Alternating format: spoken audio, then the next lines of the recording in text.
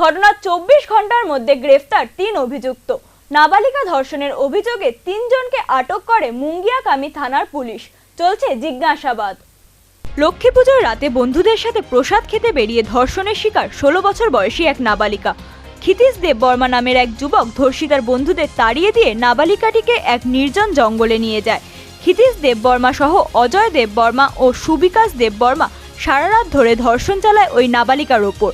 রবিবার সকালে বাড়ি ফিরে এসে এই ঘটনা পরিবারকে জানায় নাবালিকা। পুলিশে অভিযোগ জানালে ঘণ্টা 3 মধ্যে 3 অভিযুক্তকে গ্রেফতার করে মুঙ্গিয়াকামী থানার পুলিশ।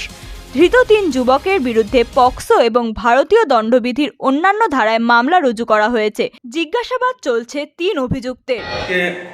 মুঙ্গিয়াকামী থানাতে একটা কেস রেজিস্টার হয়, case number 18/2023 under section 376 AD এবং 6 অফ পক্সো কেসে।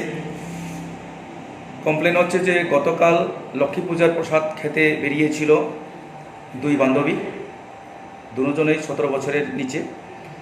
তার সঙ্গে তাদের বন্ধু ছিল, ছেলে বন্ধু 2 জন। তাদেরকে রাস্তায় পেয়ে সেই পাড়ারই একটা ছেলে ওই মেয়েটিকে এবং বাকি 2 জন ছেলেকে তাড়িয়ে দেয় ধমকি দিয়ে, ভয়ভীতি দেখিয়ে। তারপর ছেলেটার নাম হচ্ছে ক্ষিতীশ দেববর্মা, ডাকনাম পাঞ্চারায়। সঙ্গে অজয় দেববর্মা ছিল এবং সুবিকাশ দেববর্মা ছিল। সবারই বয়স 18 থেকে 20 বছর। জবরদস্তি তুলে নিয়ে গিয়ে নির্জন জায়গায় গিয়ে গণধর্ষণ করে এবং bureau report, news now, Agartala.